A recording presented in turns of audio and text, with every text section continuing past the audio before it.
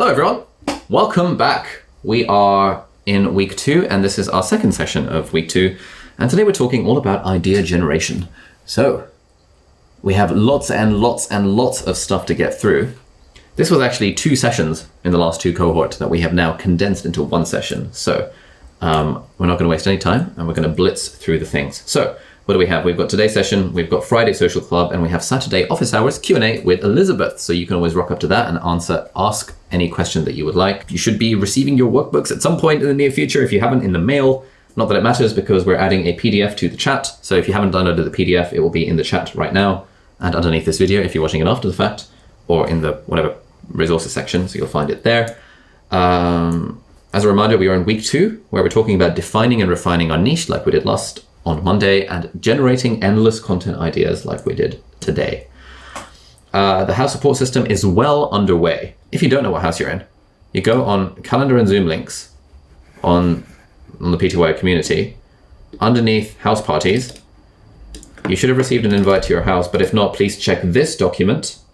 And you click on this document and it's a whole ass spreadsheet that has everyone's names and house allocations in it, along with Zoom links and timings. So you can always find yourself in there if you're not yet taking advantage of the house support system. It's going on for the remainder of the course, and the sessions have been really well attended so far. Don't worry, you don't need to prepare anything for it. It's basically a small group coaching session where we'll be doing some breakout room exercises. You'll have the ability to ask questions, discuss challenges, all that sort of stuff. This week's assignment, as a reminder, is quick and dirty. Film, edit, and publish a YouTube short by the end of the week. If you're having any issues with that right now, then you can post them in the chat, and Angus and Elizabeth will respond to you in the chat as I blitz through stuff. Basically, create a vertical video that is under 60 seconds and post it into the assignment number 2 section on Circle, where we'll be giving you lots and lots of feedback.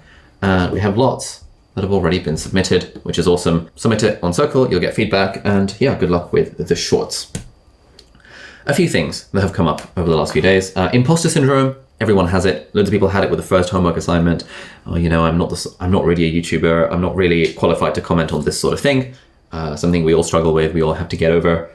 I filmed 2 videos today. One of them was, which iPad should you buy in 2021? Strong imposter syndrome. I actually have no idea what the answer to that question is. I just gave my opinion because your opinion is all anyone really wants. You don't have to be an expert. You can be a guide rather than a guru.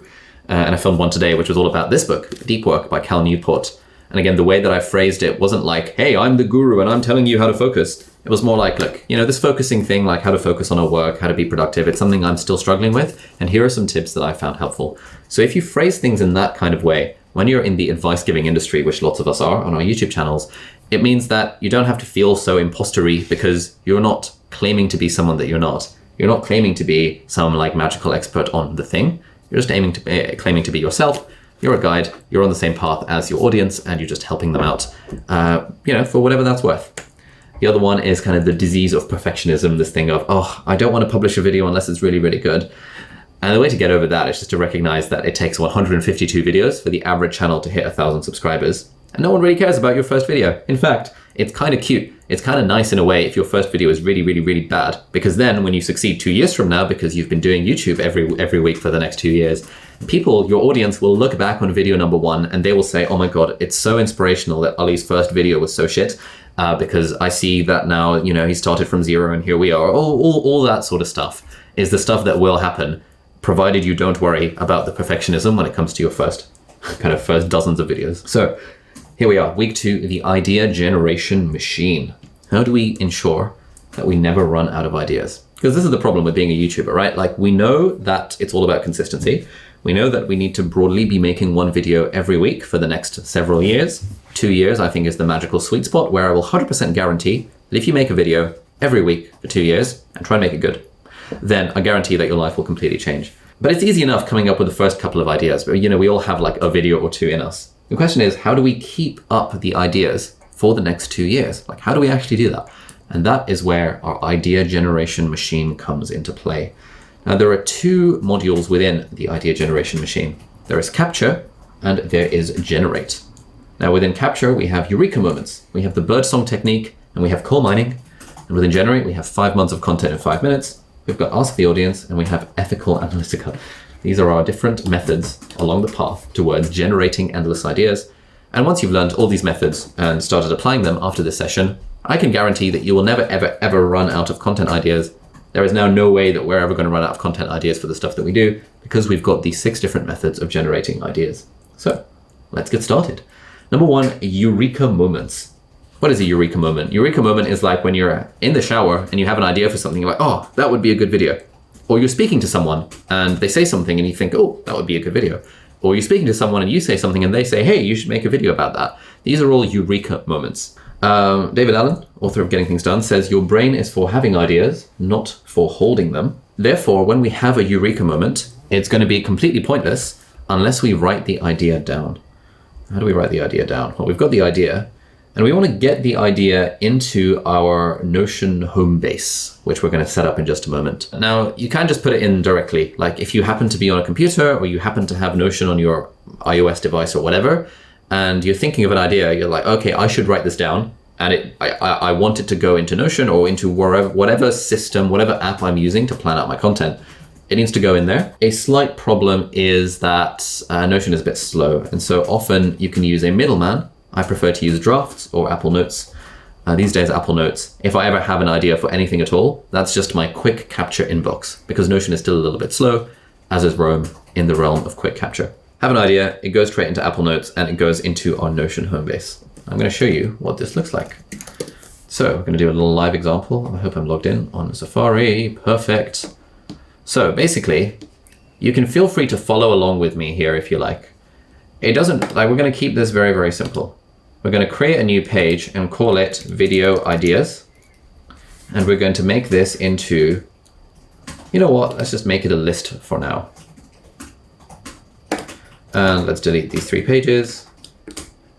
By the way, if you don't know how to use Notion, we have a video in our bonus resources section. We're called Notion for Beginners, where I'll show you how to use Notion for Beginners. It's very straightforward, but you don't have to use Notion. It's just the app that we are using as the demonstration of choice for this course.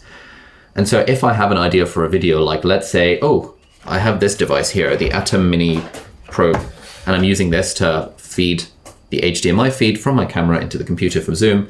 And I could think, oh, okay, my insanely awesome Zoom setup. Great. I've written that idea now. It's now in my video ideas list. Let's say I have another idea, like I'm looking around and I see a notebook, my favorite physical notebook. That could be another video idea. Let's say I'm looking around and I think, how I use a teleprompter for videos. Let's say that was an idea. Let's say I look around, I have another idea, my new favorite mechanical keyboard. Not Spawn. Autocorrect, never mind. Basically, we are writing down video ideas. People often get overwhelmed with Notion. Oh my God, Notion is complicated. Oh my God, I looked at August Bradley and Marie Poulin's videos and I was overwhelmed by Notion. Literally, I've done nothing fancy here. All I've done is create a page called Video Ideas. It's a list, and I'm just listing stuff in my Video Ideas database. So that is Eureka Moments. That is step 1 of the idea generation machine. Yes, it's kind of cheating, but it's really important that we have a place to write things down. And if there's one thing you take away from this session, it should be please, please, please make a page somewhere, either in Apple Notes or in Roam or in Notion or in Obsidian or in Evernote or whatever app you want to use. I'd recommend Notion. Make a page that keeps track of all of your video ideas. Anyway, let's move on. So, next one is the birdsong technique. What is the birdsong technique? Well, I'm very glad you asked. We've all heard the song of birds, right? You know, the toot, toot, toot, toot that we get in the morning. There is a good podcast that I heard probably like 2 years ago now, where they were talking about like how to start to understand birdsong. And if you just learn a little bit about it, it means that when you're out and about and you hear the sound of birds, it's not just the sound of a random ass bird that's going toot toot. Instead, you're like, oh, that's a sparrow, or oh, that's a nightingale, or that's a kingfisher ABXYZ, or whatever kind of like model of kingfisher your specific birdsong tech thing refers to. As you can tell, I know very little about birds themselves. But the point is, having this, like unlocking that knowledge in your mind of what different birds sound like completely changes your experience of hearing birdsong, because now you can pick out like the interesting bits there. And it's the same thing when it comes to content. Why is it the same thing when it comes to content? Because by default, we're all consumers of stuff. You know, when we watch a TV show, we're enjoying the TV show. When we read a book, we're enjoying the book. But as soon as you shift to becoming a creator of stuff, you then start seeing ideas for your own content everywhere you go. It's like you've switched on that birdsong thing in your mind, where now birdsong, like random stuff on Twitter or random stuff in the news or random stuff that you read in a book, is not just random stuff anymore. It is in fact ideas for content that you can use.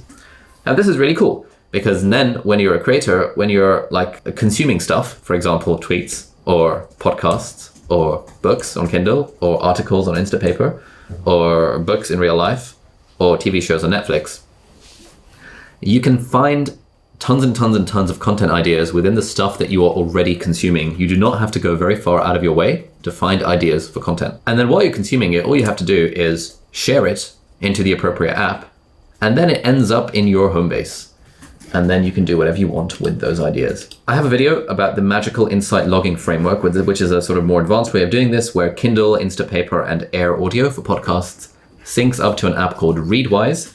We'll put a cheeky affiliate link in the readwise.io/Ali if you want an extended 60-day trial. That all syncs to Readwise. Readwise automatically synchronizes to Notion. That's all really good. We're not going to go into detail, because really the principle here is productive consumption. When we're going about our day consuming stuff, we want to be generating ideas for our content based on that. So what does this look like in practice? Well, glad you asked. I'm randomly going to go on Twitter, and I'm going to show you what this looks like as I'm scrolling my Twitter newsfeed while I'm in the toilet. Okay, here's an idea from my mate, Paul Millard. People obsess over owning houses, but wow, renting is great. Okay, I'm going to copy a link to this tweet. I'm going to go into Notion, going to buy versus renting a house, pros and cons. And I can just paste a link to his tweet. And now using the birdsong technique, I have just shared someone's tweet into my Notion home base. If I had the Notion web app, yes, I could save a click, share tweet via, yeah, I'm sure Notion has a web app. I don't have it installed on Safari because I'm simple and I'm not very much of a techie. Therefore, I just copy and paste a link into Notion. Buy versus renting a house, pros and cons. Now, this is interesting because I wonder if he's followed it up. You know, there's going to be comments on here, which are quite interesting. Aha, the hidden benefits of renting over buying. Okay, he has very kindly posted something from Rad Reads. I'm not going to bother reading that. I'm just going to stick it in here.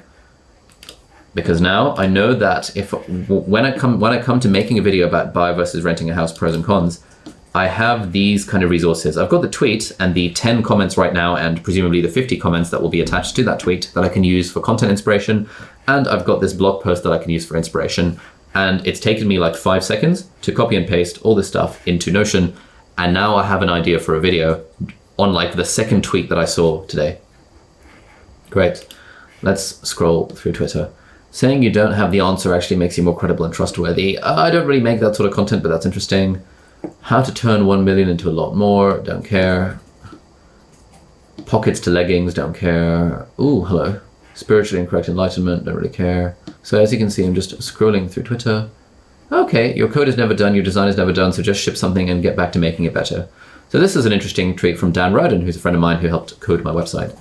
Now, as I'm reading this tweet, your code is never done, your design is never done, so just ship something and get back to making it better. I'm thinking that kind of relates to this concept of like perfectionism that we all have while making videos and that kind of stuff. And it reminds me of a quote, I think like it's fairly common in the startup world, that if you're not absolutely embarrassed of the product, then you have shipped it way too late. And I think that applies to YouTube videos as well. If you're not completely embarrassed by your first 100 videos, you've been doing it wrong. You should be completely embarrassed by your first 100 videos. Anyway, that's an interesting potential topic. So we can call about disease of perfectionism. And I can just paste this tweet. I can embed it into Notion. And there we go. I now have this idea that has been sparked by seeing this tweet, and I've put it into Notion. Let's just use one more example. Here we go. I really like Descript app. It's magic. Editing, transcribe video, blah, blah, blah. Stop emailing me. Lol. Let's just find a random tweet. Ooh. Top 5 things I want in life after careful reflection. Freedom, significance, recognition, love, and power. Oh, that's interesting. Okay. This is sparking a thought, what I want from life, or 5 things I've realized I want from life. Title is a work in progress, but this is very interesting. Tiago's got these 5 things: freedom, significance, recognition, love, and power. Similar to, my thought process as I copy this tweet and paste it in here is similar to Maslow's hierarchy of needs. Look into that. Maybe make a pyramid for myself, assuming food and shelter and stuff taken care of. What are the things I'm optimizing for? So this is birdsong technique in action. I've got 3 fairly decent ideas for videos. They need a bit of refinement, but we're going to come to how we refine video ideas later on. They need a bit of refinement, but I've just, through 5 minutes of scrolling Twitter, I've got 3 interesting ideas where I can reference 3 interesting resources, Tiago and Dan and Paul Millard and Kei He and all these people. And I just did that while I was browsing Twitter. So the half an hour that I spend on the toilet most days, where I'm replying to YouTube comments and browsing Twitter, I'm often sharing things from the Twitter app on my phone into Notion as well. And a lot of our video ideas have sparked from tweets in that fashion through the birdsong technique. So I'm going to leave that there, and hopefully you guys get the idea. But now we have a breakout room where you want to introduce yourself to your breakout team and then spend the next 5 to 10 minutes on Twitter, follow each other, and find and share some more interesting accounts to follow. Interesting means people who tweet about stuff that I can use as potential video ideas, usually not celebrities or the news.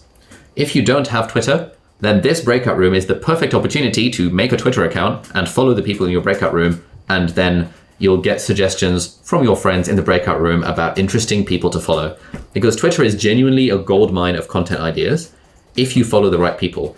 Twitter is an absolutely terrible place if you follow celebrities and if you follow the news, but it's an incredible goldmine of ideas provided you're following the right people. So let's head into our breakout rooms.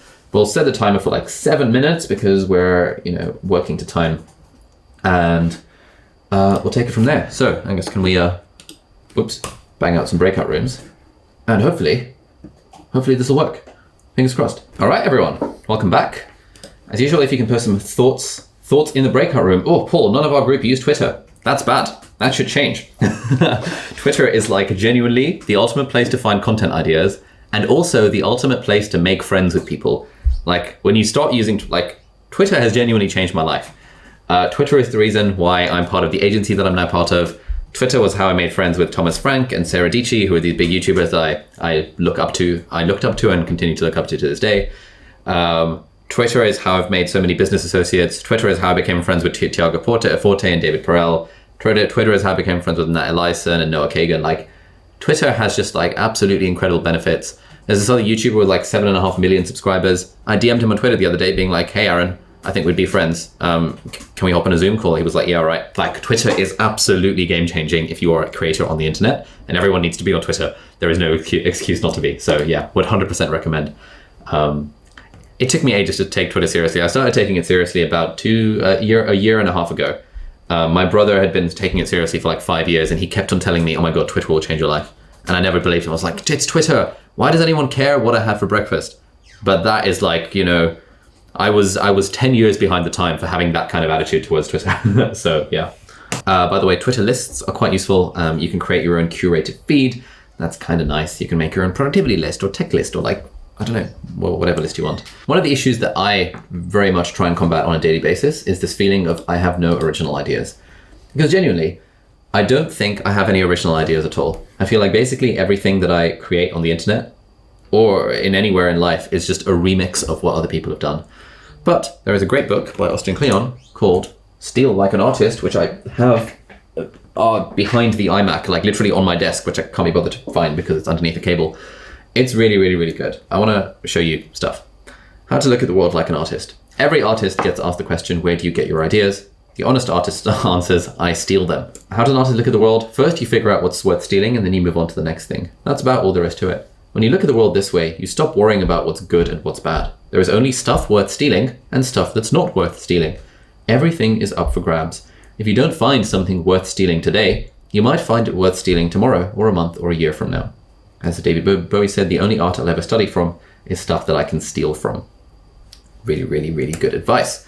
Nothing is original. Jonathan Lethem has said that when people call something original, 9 out of 10 times they just don't know the references or the original sources involved. What a good artist understands is that nothing comes from nowhere. All creative work builds on what came before. Nothing is completely original. As the book of Ecclesiastes says, there is nothing new under the sun. Andre Gide said, everything that needs to be said has already been said, but since no one was listening, everything must be said again. And, if we're free from the burden of trying to be completely original, we can stop trying to make something out of nothing, and we can embrace influence instead of running away from it. What is originality after all? Undetected plagiarism. So that is like, the vibe of a lot of the stuff when I think about generating ideas. It's also very much the vibe when I'm writing a book at the moment, and I speak to my editor and publisher, like writing coach, like etc., agent, etc. And I always say, I feel like the stuff I'm talking about has already been said. And they're like, mate, when you're writing a nonfiction book, basically everything has already been said. Like, you don't need to worry about that. All that matters is that you say it in your way, because people want to hear your voice and like your spin on it and like apply your interpretation lens to it. And so like we often get students in our YouTuber Academy who are like, oh, I want to make a video about this thing, but someone else has already made a video about that thing. Therefore, I can't make the video about that thing. Like the nice thing about YouTube is that it actually benefits you to make videos that other people have already made, because then it's more likely to show up in suggested. For example, 3 weeks ago, Thomas Frank made a video about how to sleep better. A week later, I made basically the same video. We didn't coordinate this, but it was basically the same topic. And both videos ended up doing really well for us, like 1 out of 10 on the analytics, which was really good.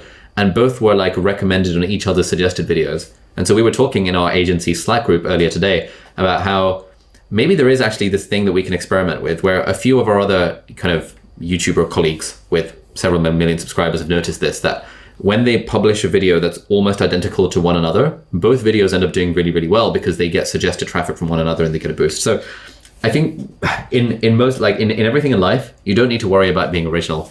My writing coach says that, Ollie, we're all trying to sell the same sunlight. All that matters is that we use a different lens to magnify it. And I'm like, oh yeah, that's good advice, Azul. Thanks. Anyway, that was number 2 of the idea generation machine. So as a recap, we've done the Eureka moments, basically write stuff down, put it in Notion. We've done the birdsong technique, basically as you're consuming stuff on Twitter and podcasts and Instagram and Kindle, Instapaper, etc., share it into Notion. It'll give you really good ideas for content. The next one is called coal mining. What is coal mining? Coal mining is actively finding sources or coal mines that you can mine for ideas when you need them. So what does this mean? Basically, you want to find your hotspots, and then let me show you my hotspots. I literally have a page for this on Notion. Coal mines. Yeah, here we go. If I ever come across a resource that's full of stuff that I know would be worth stealing from, it goes into my old coal mines list. August Bradley's YouTube channel, this was ages ago. Eric Barker, the blog Barking Up the Wrong Tree. I think, yeah, How to Be Awesome at Life. All of these are really good titles for videos. So when I came across this blog, I was like, damn, this is an incredible source of ideas for basically all the stuff that I want to make videos about. And these blog posts are really good. How to stop checking your phone, how to rewire your brain for happiness, 4 secrets from research.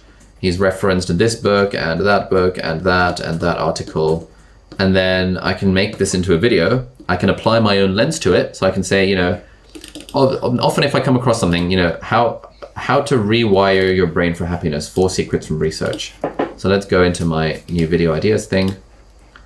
How to rewire your brain for happiness. So I'd probably call it How I Hacked My Brain to Be Happier. That would actually be a pretty solid title for a video. And now I'm not going to read his article initially because I've got a bit of time. What I'm going to do is I'm just going to think, okay, what are the 3 or 4 points I would make in this video? Stoicism, dichotomy of control, negative visualization to an extent, and what else am I saying? How else do I rewire my brain for happiness? Low expectations. And I can build a video that would be 10 minutes long off the back of these 4 bullet points. And I've taken the idea, I haven't even read Eric Barker's article yet. I just saw the title. I was like, oh, this could be a good video. And now I can scroll through this and be like, okay, positive self-statements, cognitive therapy, listening, filtering, overgeneralization, catastrophizing. Okay, these are all cognitive errors. Okay, 10 favorite cognitive errors. Could be an interesting video. Or catastrophizing, generalizing, assuming malice where none exists, etc., etc. This could be another video idea. And so you can see, as I am just like browsing through this coal mine of, this incredible blog, I am just coming up with like, 3 mindfulness rituals that'll make you happy. Perfect. Okay, that sounds good. I tried 3 mindfulness rituals to make myself happier. That would be an interesting video. Let's, copy a link to this so that when it comes to making this video, I will have a link and I won't have to think about it too hard. It's just an incredible coal mine. Like, just casually scrolling through this blog for the last like 5 minutes has helped me come up with these like 3 interesting video ideas. And none of them, crucially, are like stealing from him and just copying his blog word for word. What I'm doing is I'm looking at his titles and that is sparking an idea within me. But like, oh, that's interesting. I could make a video about this. I could, this video, I tried 3 mindfulness rituals to make myself happier. I could literally shout out his blog. I could be like, okay, guys, Eric Barker has an amazing blog. He would appreciate it because then I'm getting traffic to his blog. And on his blog, he's got like 3 mindfulness rituals. So genuinely, guys, for the next week, I'm going to try these 3 mindfulness rituals and I'm going to report back about whether these actually made me happier. That would be a pretty interesting video. And I've got that from my coal mine of Eric Barker's blog.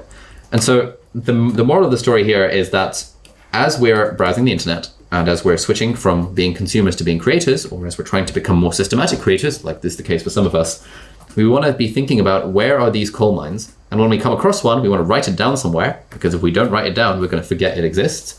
And now whenever we need content for a video, you can always just browse through my coal mine list, and I will find endless ideas just based on this one Notion page alone. So that is sort of the coal mining method. I want to make a point about content diet. So, a big part of the stuff that we produce is that it's very similar to the stuff that we consume. You know how people say that you are the average of the 5 people you spend the most time with? I think when it comes to, having a content diet, the stuff that we produce is kind of the average of the stuff that we consume. And so because I consume a lot of stuff like this, these big idea nonfiction self-help books, a lot of my content ends up being themed around this general life advice-y type stuff. If I consumed a load of content around tech, then the stuff I'd be writing about on Twitter and my blog and stuff would probably be probably maybe themed around tech. If I read a lot of history or a lot of current affairs or a lot of like geography or whatever, then I would be incorporating that sort of stuff into my content. There's this idea of like original sources versus derivatives. So for example, there's this, I can't remember where I saved that tweet. There is a really great tweet. There's like, the original source would be someone like John McPhee, who has been teaching writing for the last like 50 years and has this class at Princeton where he teaches the art of writing. And then, he writes a book called Draft Number 4, I think, where he distills his writing advice into a book. Then someone decides to distill the advice from the book into like, a blog post. Then someone else decides to distill that blog post into a tweet thread. Someone else decides to make a YouTube video off the tweet thread. Someone else makes a podcast off that YouTube video. And then that final person gets invited on someone else's podcast to talk about their process of converting all this idea. It's just kind of funny. But it speaks to the point of original sources versus derivatives. Now, a derivative, basically someone's blog post summarizing a book, that's one level derivativity from the original source, which is the book. And the book itself is a derivative of the original sources that he's got, like, the original research and all of the references and stuff that he's got in the back.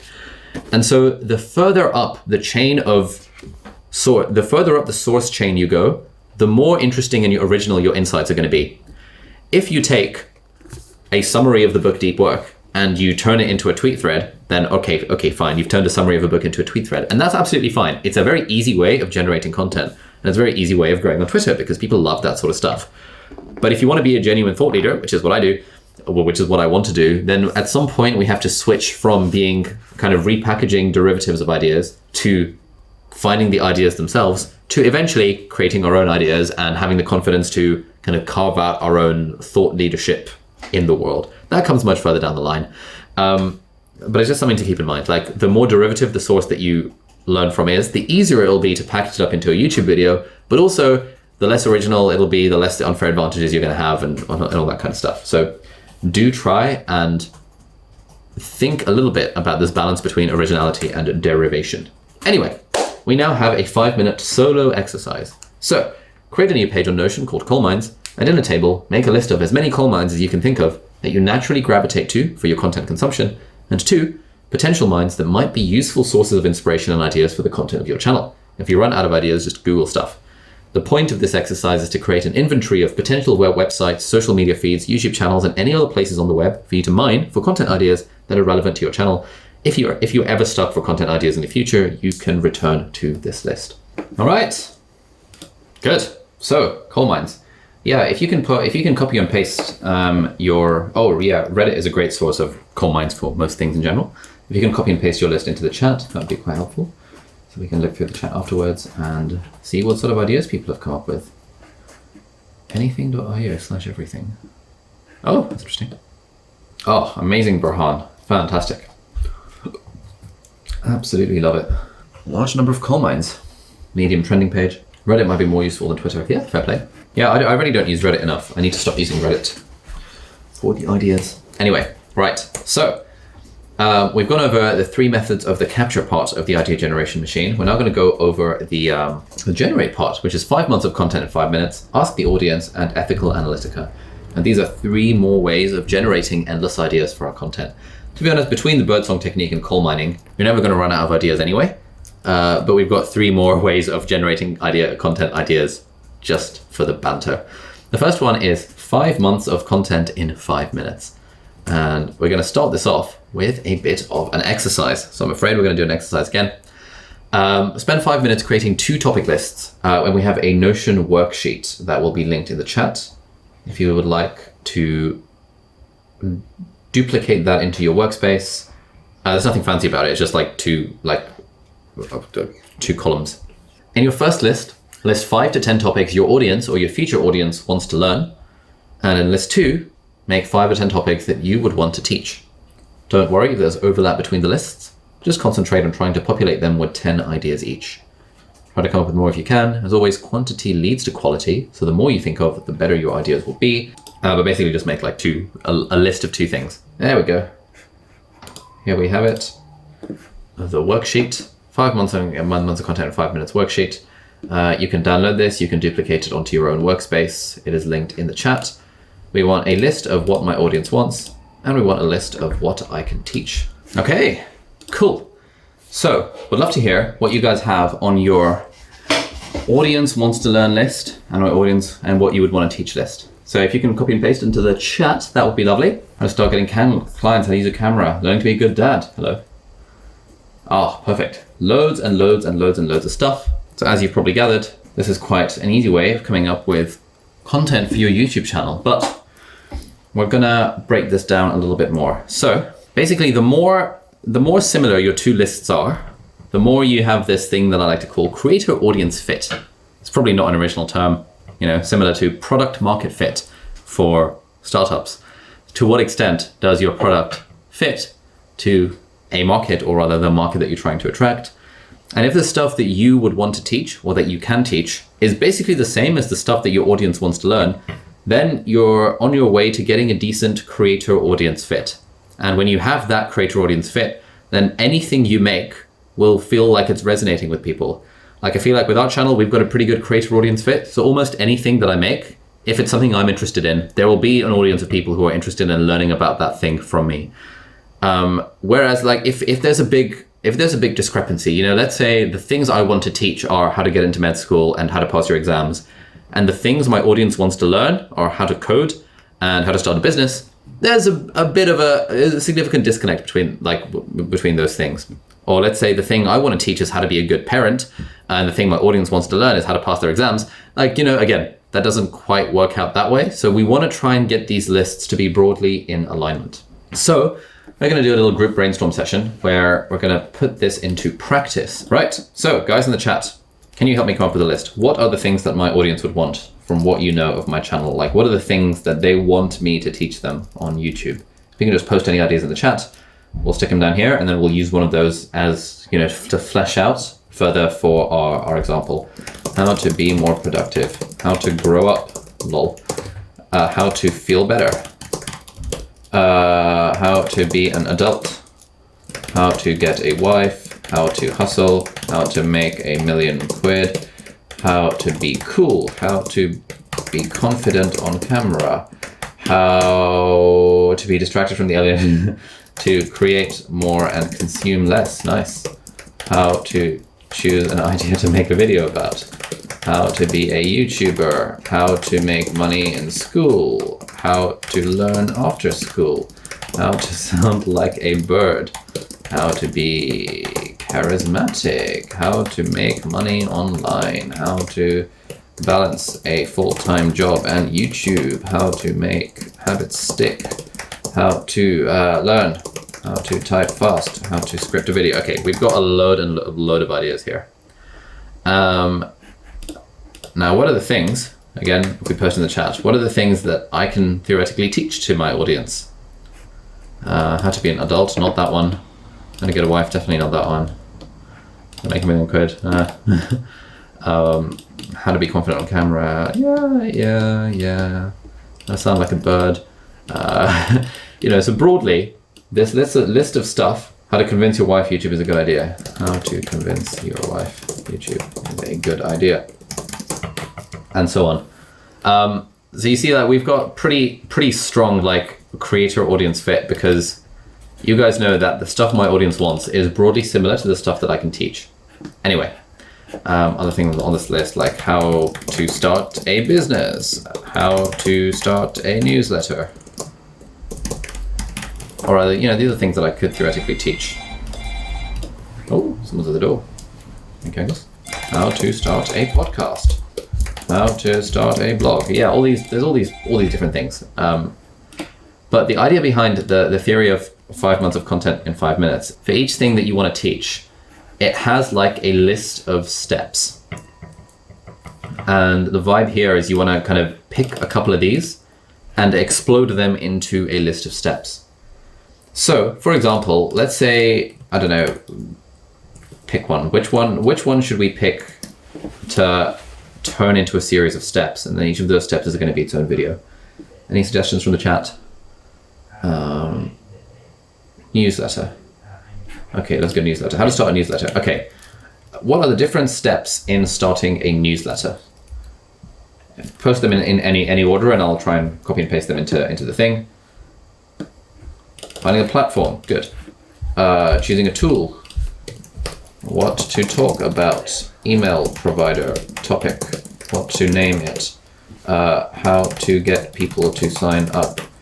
Format of newsletter, getting email addresses. How to grow, how to promote, how to keep it fresh, how to find content ideas. Great. How to make people open rate, how to maintain, how to monetize, how to analyze open rates, how to use analytics, costs of running a newsletter, how to get sponsors, how to reduce churn. So like already off the back of just like, you know, I know that I can teach how to start a newsletter, and I know my audience wants to learn how to start a newsletter. We have basically created 20 different video ideas. We now have 20 different video ideas, you know. This will be titled, how to choose the perfect platform for your newsletter. What app to use to write your newsletter. How to decide what to write about in your newsletter. The best email provider to use. How to pick topics for your newsletter. How to brand your newsletter. How to get people to sign up to your newsletter. How to format your newsletter. How to grow your list. How to promote your newsletter. How to keep your newsletter fresh and exciting. How to find content ideas for your newsletter. How to make people open your newsletter. How to maintain your newsletter. All of these are different videos. And so if you're the sort of person who wants to teach their audience how to start a newsletter, you've got like a series, welcome back to our ongoing series on how to start a newsletter. In this video, we're talking about how to find the perfect platform. Now, there's all these different platforms to choose from. You've got Review, recently acquired by Twitter. You've got ConvertKit. You've got this. You've got like SendFox. You've got this and that. MailChimp. Don't ever use MailChimp. You've got all these different options. In this video, I'm going to break down and tell you exactly which option I would recommend for starting a newsletter. Thank you, blah, blah, blah. In the next video, we're going to talk about how to grow to your first 50 subscribers. So make sure you hit the subscribe button, blah, blah, blah, blah, blah, blah, blah. Loads of people in this cohort have been looking through the kind of the blueprint that you guys did. A lot of you are giving like business advice, and broadly, good business advice is that businesses should have their own newsletter in some capacity. Businesses should have their own blog, should have their own YouTube channel. There is like endless content that you can generate when you start from this thing of what is the thing that my audience wants to learn and what can I teach? And then how do I just break it down into a series of steps? This whole thing could easily become a Skillshare class as well. You could make a Skillshare class out of it. You could make 20 YouTube videos out of it. It's so easy to use this method to come up with different content ideas. And so going back to our 5 months of content in 5 minutes, basically there are 3 to 4 sub points for each step. All that needs to happen is each of these videos, each of these things needs to be 3 or 4 things. Finding the right platform. Okay, what's that? ConvertKit, Review, Substack, and I don't know, MailChimp. And if you know stuff about email platforms and newsletters, you've literally created a video just with those 4 bullet points. How to grow your mailing list, valuable content, referral schemes, guest posting, and yeah, that's fine. 3 things. 3 ways to grow your mailing list. Easy. That's an easy video. We've got 3 bits for it. And if you're the sort of person who knows how to start a newsletter, you will easily be able to just talk about all of these different things off the top of your head without needing to script an elaborate video and all that kind of stuff. How to find content ideas. Birdsong, you can talk about that. Coal mines, Twitter, easy, sorted. You've created another video, how to find content ideas for your newsletter. And so this goes to show just how easy it is to generate ideas to make videos about, provided you're thinking in this terms of what can I teach? Let me break it down into a series of steps, and let's create an ongoing series on my YouTube channel where I teach this stuff in like a nice way. You have 3 to 4 points for all steps. This is 2.5 months of content because, well, now for each step, you've got like, you've got 10 steps for each thing that you're going to teach. Do that twice and you have 5 months of content that you can pretty trivially create in 5 minutes. And we have a bonus interview about that in our premium section where I chat to Sean McCabe, who's my business coach, one of my 3 business coaches, about exactly how you do this 5 months of content in 5 minutes. And there's a load of more interesting stuff in that interview as well. So that's another way of generating ideas from scratch for the things that we can teach our audience. Hopefully that was somewhat helpful. Again, even if you just use this, you would never run out of content for YouTube. If anyone says, I want to start a YouTube channel where I'm teaching stuff, then if you're making educational content, you will never ever run out of stuff to talk about, because there is always a list of things that you can teach and a list of things that your audience wants to learn. And if you literally run out of things that you can teach, you can then learn new things and then teach those. It's like so easy to create an educational YouTube channel because, best thing ever. Anyway, next step is to ask the audience. Basically, there's a nice phrase, again, my writing coach likes to say this, well, Ollie, you can't read the label from inside the bottle. Because anytime I have chats with my writing coach, I'm always like, oh, Azul, mate, I feel like I don't have any stories. I feel like nothing in my life is interesting to talk about in this book. And he's like, what are you talking about, Ollie? You've got a load of stories. You're a doctor, that's interesting. You're a YouTuber, that's really cool. You can talk about anything and people will be interested. And I'm like, no, but it just sounds so standard. Like, why would anyone care about like that day when I went to work and this thing happened? And you're like, you'd be surprised, Ollie. You can't read the label from inside the bottle. And so often asking our audience to help us with coming up with content ideas is a great thing to do, because we can't read the label from inside the bottle. We don't know what our life looks like to others, and we don't know what they would want from us. And if we just ask them, it's just like the best thing ever. So, for example, Instagram story and tweet, friends, I'm working on a video about the journey to 1 million subscribers, blah, blah, blah, what it feels like emotionally at different levels. Anything in particular you would like to know? Friends, I need a creative and fun name for a video series where I review apps. Any ideas? Someone came up with the phrase Appy Hour, which is what we're talking about. What should my review series be called? Hey friends, I'm working on a video about systematic and effortless content creation about my work for idea generation and development, turning ideas into videos and working with a team, etc. Sort of behind the scenes, looking at my channel and system. Anything you'd like to ask? That was actually the tweet that sparked the Part-Time YouTuber Academy, because there was so much stuff in that where I was like, oh, okay, people have all these questions about like, how do we systemize content generation and make it into more of a system and less of a heavy lift. And that tweet was and that Instagram story was what sparked mine and Angus's kind of content meeting for our first cohort of the Part-Time YouTuber Academy. So it's like super easy to ask an audience. You can even ask an audience even if you don't have an audience already. You know, it's kind of nice having a few thousand followers on Twitter and Instagram and stuff that you can ask. Even when you have a few hundred, even when you have a few tens of followers on Twitter or Instagram, you can ask for stuff and people will respond to you. But even if you don't have an audience, you can always ask friends and family. You can always ask people in your house. You can always ask people in your breakout rooms. You can always ask people in the Zoom chat. All it takes is be like, hey, can you help me with something? I've got a YouTube channel where I'm trying to do XYZ for ABC based on what we discussed in the niche stuff. Like, this is my niche. This is broadly the area I'm interested in. What do you think are videos that might be interesting to do in that area? And so we're going to do just that. Mission number 4 is to ask your friends. So this is our final breakout room of the session, I think. Take turns describing your target audience to your breakout room and ask your new friends or old friends to give you video and topic suggestions. Write all of these down, even if they seem irrelevant to you. You never know when you'll find it helpful to come back to the list. So this is going to be 10 minutes of breakout room, and we'll give you warnings every 2 minutes or so, and you want to make sure that everyone gets a chance to speak. Basically describe your target audience, and then your friends in the breakout room will just be spamming you with suggestions in the Zoom chat or over voice about what you could possibly make videos about. This is like really, really, really, really useful as part of our ongoing Part-Time YouTuber Academy community that we have going beyond the cohort of the course. We did a few sessions, we called them our content brainstorm parties, where someone would have we'd have like 30 people in a Zoom call. Someone would have the floor for 7 minutes and would say, okay, I need ideas for content, guys. Here's what I'm thinking. And they'd be spammed with suggestions in the chat. And it was really, really helpful. And actually, I remember, do I have that? I had a physical notebook that I used to keep content ideas. And I had the floor for 7 minutes and I came up with like 5 pages worth of like literally content ideas. And like half of those have gone into our Notion list, and like some of those we've even turned into videos. So there is something very magical about asking your YouTuber friends what you should make videos about. And it's like really gets results in a cool way. Anyway, those sessions are going to be continuing for free for anyone who wants to attend beyond the cohort. We'll tell you more about the PTYA community further down the line. Again, it's all free. Anyone can attend. Once you're alumni of the course, you're alumni forever, and our events will continue forever, theoretically. But yeah, let's go into breakout rooms. 10 minutes, and take a photo of this, or like copy and paste it probably take a photo or a screenshot or something so you have the prompt. Anyway, let's go for it. All right, welcome back everyone. Thoughts on the breakout room? Could have gone longer. Yes, that is always the case. Always nice. Nice hanging out with the groups, getting some ideas for content. If you got good ideas that you wrote down digitally, would you please copy and paste them into the chat so we can see what kind of suggestions we had? Storytelling for aspiring YouTubers, how to tell a story in 6 minutes, 10 years in 10 minutes, okay. How to choose a CRM, nice. Why 97% of campaigns are fit, never ROI, oh interesting. Why nobody starts with Google? Why marketing automation fails, oh hello. Sounds like I need to sign up to your channel, Marina. Alrighty, cool, good stuff. So, final thing to blitz through for our sesh, and then we'll move on. So, the final method of generating ideas, by the way, so far we've talked about 5 different ways of generating ideas. Eureka Moments is a bit of a cop-out because it's basically write things down. But the birdsong technique, coal mining, 5 months in 5 minutes, and ask the audience. With those 4 techniques, with any one of these, you will never run out of ideas. We've given you 4 of them, and now there is a 5th one that we use quite a lot.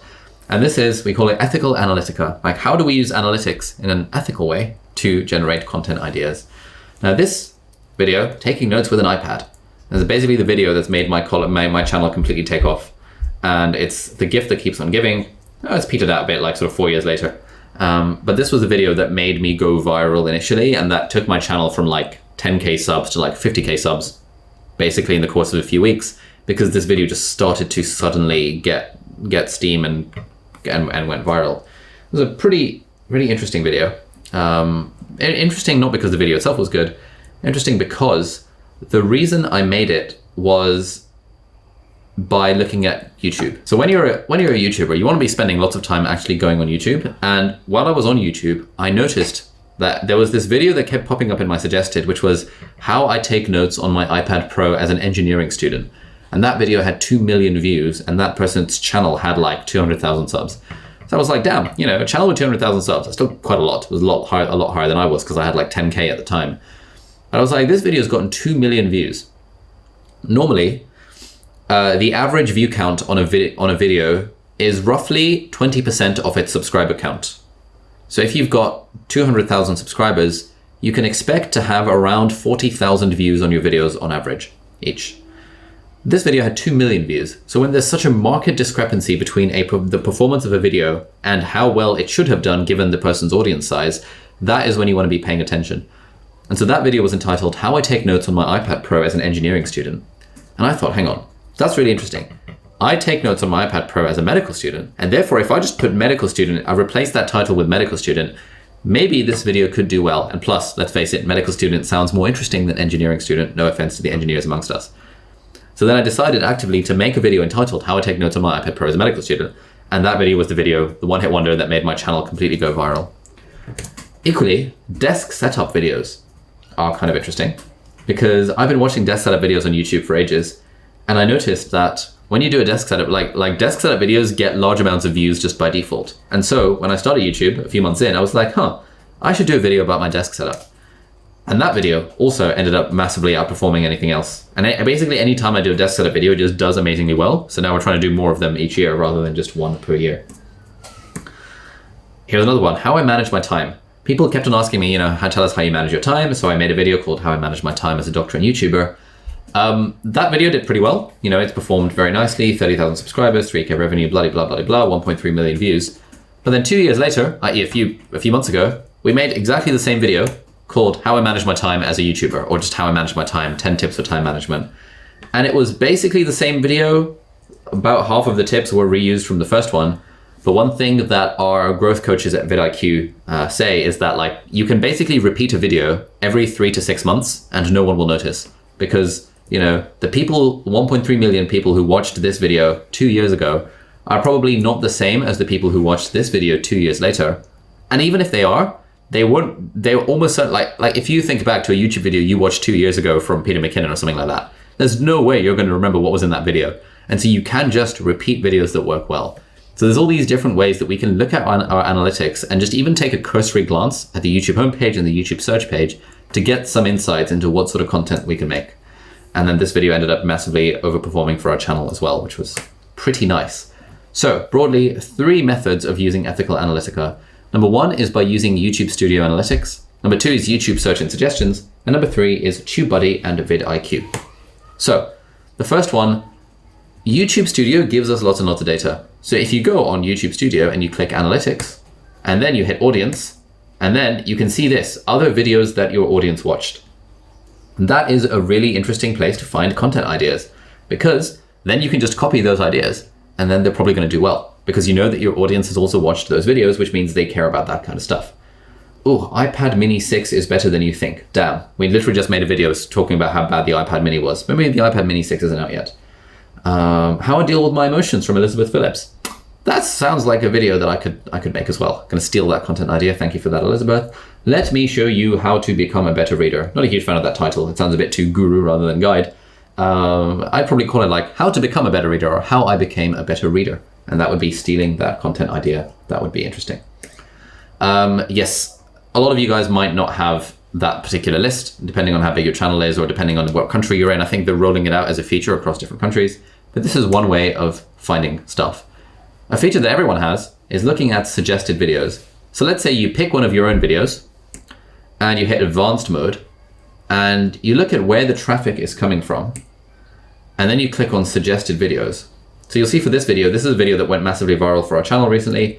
And by far the bulk of the traffic is coming from browse and suggested. Suggested and really suggested videos is where it's at. Suggested videos is how channels blow up. Channels never blow up because search. Search is how they trickle to high levels of growth. But channels blow up because of suggested videos. So if your video can land on the suggested of another popular video, then that's when things start to get very interesting. And if you click on that, you can literally see what are all of the videos that have suggested my video. How I built 7 streams of income by age 24, how I managed my, that's my one. My 6 streams of income for 10K a month, that's not one of mine. 15 side hustle ideas to make money from home. That's a really interesting title. We should put that on our list of titles, I guess. 21 tiny habits to improve your life in 21 effortlessly. Oh, that's interesting. That's a good topic idea as well. How I'm going as a college student, how I built a $1 billion startup. Sadly, I haven't done that yet, so it's hard to make that title. But you can see that if you just look at where people are landing at from your videos, where people are landing at your videos from, you can get really interesting ideas of content, because this is the exact data that we need. YouTube Studio literally gives us the data that says, or the audience that watched this video also watched one of yours. Therefore, if you made a video like that, chances are they'd probably watch that as well. So that's kind of interesting. You know, here are some suggested videos that were on our channel. 6 millionaire habits that changed my life. 6 millionaire habits that made me a millionaire. Shocking. That led to 8 habits that made me a millionaire. Nothing interesting about that at all. Literally just copying titles from other suggested videos. And this video is performing pretty well. 200,000 views in 2 days is pretty good for us. And I look really cute in that, don't you think? And this video is performing quite well. It's like it was doing sort of above average, but now it's like, it's sort of like, when you look at your analytics and you see this gray stuff and you see the blue line like breaking away from the gray line, that means that the video has the potential to potentially go viral. It's all about stealing like an artist, guys. It is literally all about stealing like an artist. Nothing new under the sun, in fact. Can I grab hold of the book? Aha! There we go. It's all about stealing like an artist. Literally keep this book on my desk at all times because it's like one of the mantras that I live by. Right. So that's suggested videos. Basically, look at your analytics and don't worry about like your own data. Look at where your views are coming from, and you can copy those. You can steal those ideas as video titles if you want to. Method number 2 is YouTube search and suggestions. So what does this look like? Basically, I don't think I have TubeBuddy installed on here. TubeBuddy is where it's at. We'll put a cheeky affiliate link to TubeBuddy. I think which has like a 60-day trial or something like that in the video description. Or rather in the video description, in the Zoom chat very shortly. But TubeBuddy is really good. If I had to choose one, I would use TubeBuddy rather than vidIQ. I like TubeBuddy. I don't really like vidIQ that much. I mean, we subscribe to both of them because you might as well, but like, objectively, TubeBuddy is better. So let's switch to my proper account. 1.82 million subscribers, #flex. All right, someone pick a video topic that I should do this thing for in the chat, just like first come, first served. Any ideas for a video that you'd like to see? Hardware, okay, a video that would work for my channel. Charisma. Skincare. How to sleep better. Skincare. Okay, we've got 2 people saying skincare. I guess we really should make the skincare routine. Skincare routine. Okay, here we go. TubeBuddy, when you have the Chrome extension, gives you some pretty interesting analytics on whether you should make a video or not. So I've typed in skincare routine. Let's see what TubeBuddy reckons. So search volume is very high. There are 782,000 people a month searching for, you know, the term skincare routine. That's kind of interesting. But the competition is very poor. That means there is a lot of competition for that particular keyword. Although this keyword is searched very often, it's bad to target because it's extremely competitive and hard to rank for. Therefore, if you have no subscribers and you make a video called My Skincare Routine, unless it's literally the best video in the world that people are watching like 100% of, because then the YouTube algorithm is going to think this is amazing. Basically, never going to happen. It's basically impossible to rank for the term skincare routine in search because of how huge these videos are that are ranking highly for that particular search term. TubeBuddy also gives you a weighted score if you pay for the subscription. We do pay for the subscription. We have the Legend license. Can we have this? Oh yeah, we've got this 60-day free trial to the Legend license, and we'll talk more about A/B testing videos further down the line. But even for us, like, oh, okay, weighted score, excellent, interesting. We should definitely do this video. I guess this would be a sick video. My productive skincare routine.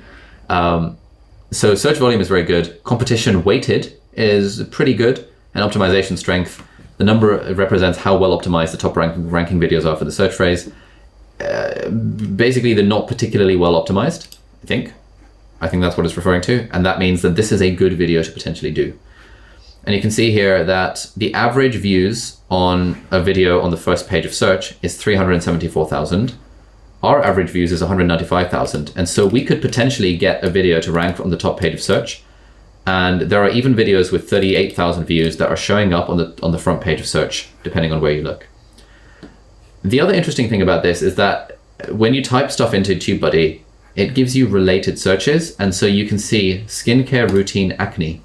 Sometimes making a search term more specific helps you come up with ideas for content, because my acne skincare routine will, competition, this is really good. So it has less search volume, but the competition is a lot less, and the optimization for other videos is a lot less. And so I'm more likely to be able to win with my acne skincare routine video than just my skincare routine video. And so this kind of shows you, like, these are the sorts of things you can do with TubeBuddy. The other easy thing, if you don't want to use TubeBuddy, you just type in stuff into YouTube search and see what happens. So if I type in skincare, what does it say? Skincare routine for oily skin. Skincare ASMR, okay, skincare for men. Let's type in skincare for men. Let's see what happens. Oh, come on, skincare for men. The best men's skincare routine 4 months ago from Hiram, 5966569K. Beginner's Guide to Skincare for Men. Pharrell skincare routine. Okay, he's famous, it doesn't count. Alpha M, 2 million views. And essentially, as I'm going through the list, the other thing that I'm doing is, and vidIQ is good for this because it shows you their subscriber count as you go through their channel. The other thing I'm doing is this video outperforming relative to their subscriber count? So how many subs has he got? Probably quite a lot because his name is coming up a lot. Okay, he's got 4.5 million subscribers, fine. Bad example. Is Teaching Men's Fashion, he's got loads. Dr. Lee, how many subs does Dr. Lee have? Oh, okay. Dr. Lee has 440,000 subscribers. And this video, Rating Skincare Hacks, has got 1.1 million views from 1 month ago. So this is a very, very outperforming video for their channel. They should be getting 100,000 views in their videos in a lifetime. And then this video has gone 1.1 million views 1 month ago. That's the sort of thing I'm looking out for, that, oh, hello, this could be a good video that I can just copy. Basically copy the title of and do in my own way. Alex Costa, I know he's famous. So maybe this doesn't seem particularly interesting. Let's search another topic. Oh, he's a top TikToker. Yeah, fair play. What if I wanted to do productive skincare? That was the thing we were going to do. My productive morning routine. Alessia Faragula, she's verified, so probably has quite a few subscribers. Essentially, yeah, I'm looking at their subscriber counts and seeing, is this video overperforming for them? This one's interesting. Skincare routine, how I keep my skin clear. 900,000 views for a channel with 200,000 subscribers. Again, that is 300,000 subscribers. So that is overperforming. And therefore, if I were to do a video called Skincare Routine, how I keep my skin clear, you know, chances are I could perform quite well because we know that this title has done well for this person. She is an attractive girl, so I don't have that going for me, but you know, maybe if I use pink text in the thumbnail, things will work out. Who knows?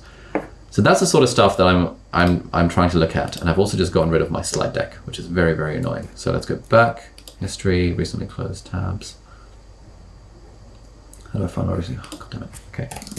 Sorry about that. Oh no, it's not. It's Safari rather than Chrome. That's why the slide's gone. Back to this. Productive skincare for men. Used what you got. Yeah, I think my insanely productive skincare routine, something like that. It's going to happen. I do have a pretty solid skincare routine, I think, although I have just broken out in a spot there, probably because of masks. So that's the other way of using YouTube search to help you come up with content ideas.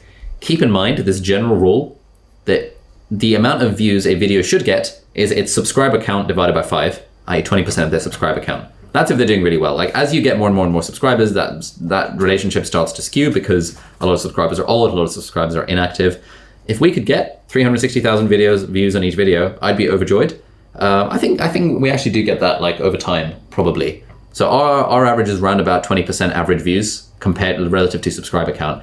If you find a video on YouTube because you're spending lots of time on YouTube because you're a YouTuber, and a good YouTuber spends lots of time on YouTube consuming stuff as well, you want to find those overperforming videos, and then you can add those to your ideas database because you know if they've overperformed for someone else, probabilistically, they're more likely to overperform for you as well. Finally, we can talk about TubeBuddy and vidIQ. Like I said, TubeBuddy is the one that I recommend, and it's good. Link to a 60-day trial for the Legend license if you would like in the video description. Let's do another thing. What's another video that we're planning to do in the near future? Oh, why is Chrome being so slow? What's a video we're doing in the near future? Learning, focus, we've done that one. Ultra speaking, ultra learning. I'm just looking through our video library, and we're seeing, can we use TubeBuddy to help come up with a title or an idea? You know what, let's type in something like iPhone apps. What does TubeBuddy tell us for iPhone apps? Oh, hello. Okay, that's probably skewed because it's my Google account. Weighted score. I'm hoping this will be quite high. Yes. So we would be dominating if we did a video about iPhone apps. Now, what I'm looking at is I'm going to look at over here. iPhone apps must have. Okay, that could be interesting. That could be very interesting. Interesting video to target. We're performing quite well for that. Nothing particularly interesting on there. Let's see. We can do Google as well, where I will search Google for the same thing. You can look at video topics. I find like some of these features are less useful than others, but often if you do a little kind of search exploration using the TubeBuddy app, best iPhone apps for video editing, best iPhone apps for productivity. Ooh, hello, that's interesting. That feels like an idea that we could do. Not much search volume, to be fair, and the average video with this topic on the front page of search has only 50,000 views, and so potentially we're not going to do that. The difference between weighted and unweighted is that unweighted is generically, and weighted is specific to your channel. So you'll see weighted, it tells me how my channel has done for the last 5 videos. And therefore I can get a rough idea, okay, given that I can expect 195 views on my next video-ish, chances are, if I did a video of best iPhone apps for productivity, and the average view count on that page is 53,000, chances are I'm going to be ranking for search for that particular search term, because I've just got so many, I am just by default going to get so many more views because of my audience. Unweighted is without that personalized data built into it. So it's still useful because you can see how many searches it's got. 8,000 searches a month, that's nothing. And there are 3.6 million videos with that are suggested in search. If I type in best iPad apps, it's generally, that should have many more searches per month if we look at unweighted. Okay, good keyword to do. Yeah, you'll see 128,000-ish monthly searches, but 25 million search results. Let's look at weighted, probably excellent. Yep, there we go. This could be a more interesting best iPad apps. I think it's been a while, it's been a few months since we've done an iPad app video. Maybe we'll do best iPad apps for drawing, for productivity, for graphic design, for business, for artists. All of these are different ideas for content that we're just getting from TubeBuddy, which genuinely I haven't actually thought about before.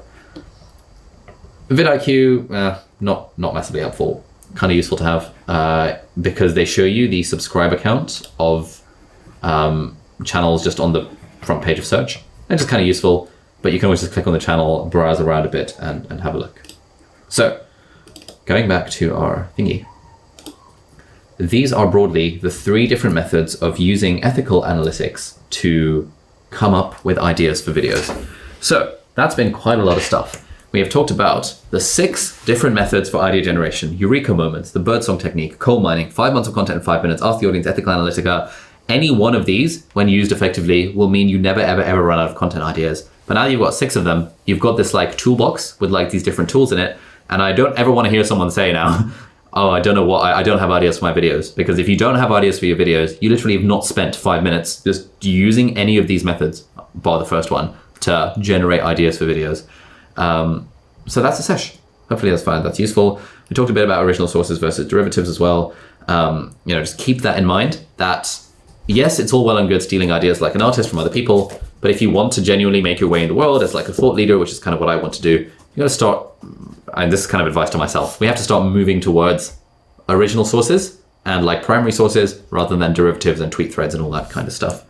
As a reminder, this week's assignment is quick and dirty: film, edit, and publish a YouTube short by the end of the week. And then someone in our team will be giving you feedback within probably a few days.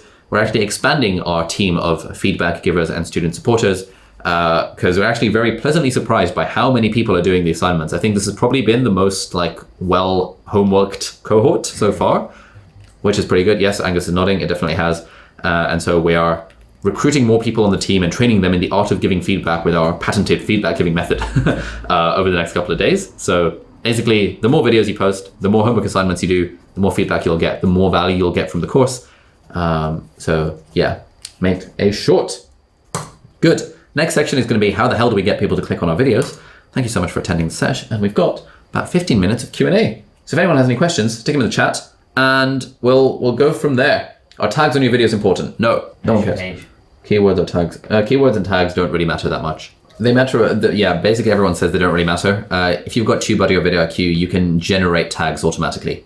So that's what we do. We don't put we put less than 0 effort into figuring out what tags to put on our videos. I have an amazing desk setup, 0 exaggeration, but I haven't felt right about it because it feels too showy for the audience. I think I absolutely hate flexing. Thoughts? Like flexing is in the eye of the beholder, right? I should tweet that. When you say you absolutely hate flexing, then yeah, putting yourself out there on the internet in any capacity is flexing in some capacity, in some level. Showing the things in your life that you do, showing what's in your bag, showing what apps you've got on your iPad, showing what's on your desk, showing your desk setup, all this kind of stuff. It's all inherently flexing. And we all flex in all domains of our life, in a lot of domains of our life, whether we like it or not. We're all status seeking monkeys, you know, as they would say in The Elephant in the Brain. Great book, by the way. And so whether you're flexing based on your desk setup, or whether you're flexing based on the car that's in your driveway, or what neighborhood you live in, or what bag you have, or I don't know how attractive your spouse is, or what school your kids go to, we all flex in one domain or another. And so there's no getting around that. The way I think about flexing is that, look, I know that flexing gets clicks. It gets more people to click on a video if it's got like, how I made $1 million in it. I don't actually care about flexing the fact that I made $1 million in the video, but I want people to click on the video. And then hopefully once they're in the video, the value they're getting from it is not, oh my God, look at me, I made $1 million. It's something that's genuinely educational and hopefully inspirational. And in fact, I've had like dozens of messages from people who've started YouTube channels because I made a video called How Much Money I Make in 2020. And they were like, bloody hell, I never knew that you could make this much money on the internet. I'm going to start a YouTube channel. And if they stick to it for the next 2 years, making a video every week, it's going to change their lives. And they're going to email me being like, oh my God, Ali, I literally started a YouTube channel because of you and it's changed my life. In fact, yesterday I got an email from someone who said they saw my video from last year called How Much Money I Earn in a Week as a Doctor. And in that I talked about how much money I'm making from Skillshare, which at the time was about like something small, like $5,000 a month. These days it's about $80,000 a month. But at the time it was $5,000 a month I was making from Skillshare. And this person said that video inspired me to start Skillshare. And she's made like 4 classes on Skillshare in the last year and has become a Skillshare top teacher, which means she's also now making tens of thousands of dollars a month off of teaching Skillshare classes because I flexed in a video that I made $5,000 a month of my own Skillshare classes. So I think, yeah, we just have to change our relationship with the word flexing. Everything is signaling in some way, and signaling is fine as long as it provides value to the viewer, in my not so humble opinion. Note, from a country in war, I think it would be weird at the moment. Fair enough. You know, you can decide whether it's the right time or not. You know, if Black Lives Matter is going on and it's like everyone's posting black thingies on their Instagram and I post a video about, hey, check out how much money I have. Probably a little bit tone deaf. So obviously, yeah, change up the vibe depending on your context. But also, you know, a lot of the time we overestimate just how much people care about the wider context. Broadly, most people don't care. If all of the people watching your YouTube channel are also from a country that's in war and they're struggling to make ends meet, then maybe think twice about it. But also people don't have to watch the video. You know, people were saying I shouldn't make videos talking about how much money I make in the middle of a pandemic where people have lost their jobs. And I think as long as you caveat it enough at the start, you're like, hey guys, I get that people have lost their jobs, do a little bit of virtue signaling, and then you can go into it. You've given people informed consent, and then the people that are watching the video are the ones who are choosing to watch the video. It's not like you're propping their eyes open with matchsticks and forcing them to watch it. These are all the things that I've had to tell myself to make myself okay with flexing over the years. Anyway, what to do when the videos that you want to make are getting way less engagement compared to the other videos you make? Depends. Are you a hobbyist or are you a business? Where are you along that spectrum? If you're a hobbyist, do what you want. It doesn't matter. Make the videos you enjoy. If you're on the business end of the spectrum, think about, you know, identify what's not working with those videos. Why are those videos getting fewer views? Are the videos just bad? Are they not engaging? But if you're doing videos that are getting more views, chances are it's not you that's the problem. Chances are it's the topic that's the problem. And often topic selection is the biggest determinant of how a video performs. What's the title of the videos? What's the thumbnails? Is it interesting? Is it boring? We'd be wanting to do those analyses if we're towards the I'm treating YouTube as a business end of the spectrum. You know, if I make a video about how to be a YouTuber, it gets like so few views compared to if I make a video about how to be productive. Because there are more people wanting to be productive who are in my audience than there are people wanting to be YouTubers. That's fine. I don't care. I still like making videos about how to be a YouTuber anyway. So, yeah. At what point does YouTube show the other channels and other videos? I don't know. I know people with like 200 subscribers who have that feature. I know people with 20 subscribers who have that feature. I know people with 500,000 subscribers who don't have that feature. I don't know what exactly the thing is. I think some of it is depending on which country you're in because they're slowly rolling it out across YouTube Studio. But yeah, I'm afraid I don't know off the top of my head. How much is it worth doing a lot of research on videos first with TubeBuddy before releasing a video? Is it better to just go with the flow of your ideas? Again, depends on where you are along that spectrum. Are you struggling to make one video? If so, don't worry about TubeBuddy. Are you struggling to make one video every week?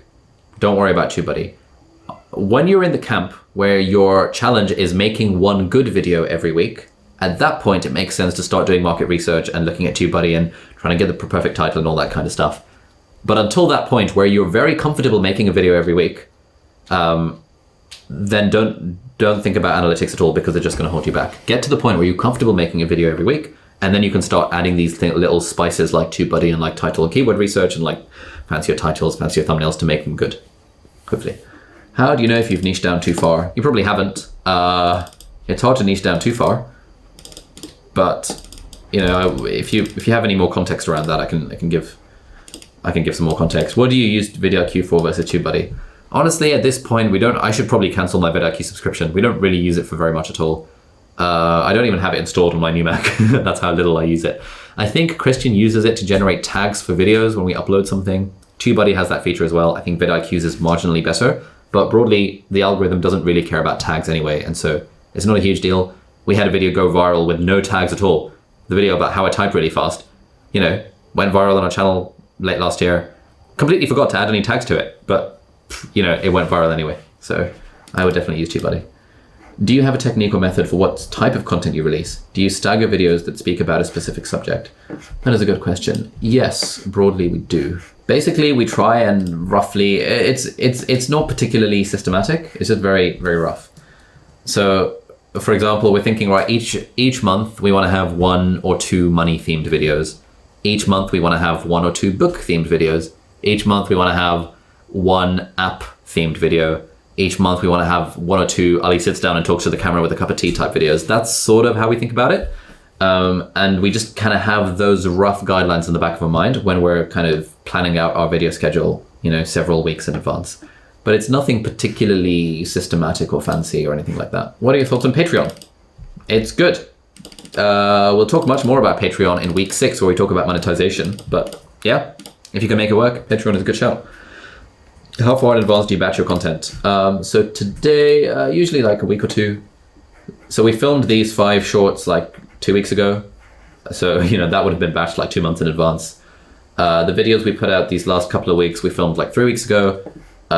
We filmed this one today, best iPad to buy in 2021. So that's only like 3 days in advance. So that's a bit last minute.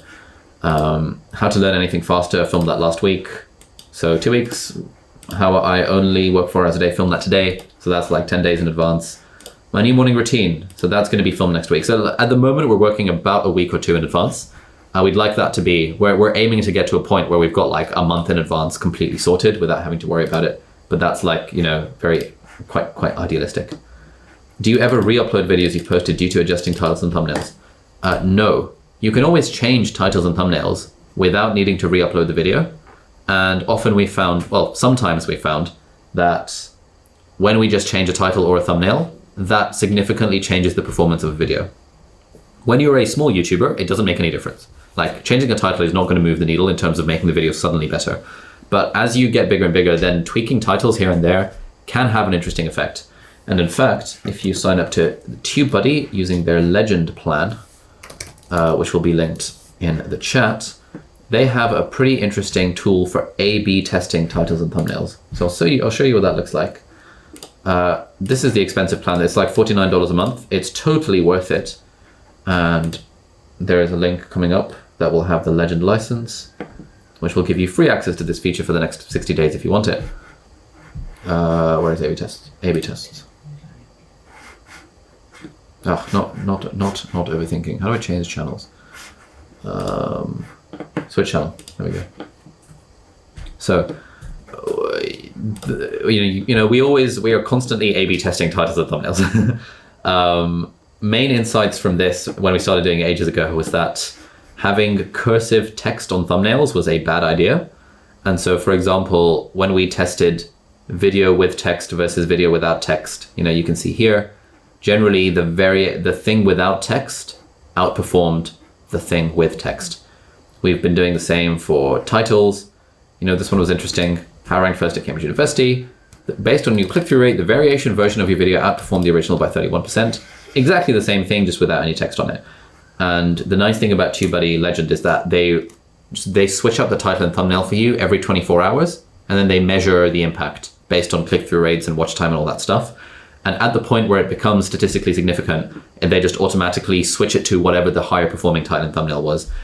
ideally you shouldn't be changing both at the same time, because you want to, it's like any kind of scientific experiment. You only want to change one thing so that you know exactly what the thing was that changed it.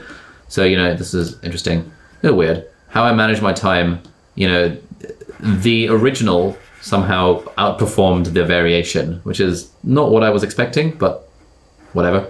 That was interesting. 21 tips for my 18-year-old set. Oh, bloody hell. The variation was 21% higher. So just a random photo of me on a thumbnail performed better by 21% in click-through rate than that. And so I would recommend, once you, again, if you're small and you're still, if you're still at that point where you're struggling to make one video a week, the thumbnail doesn't really matter that much. Focus on making one video a week.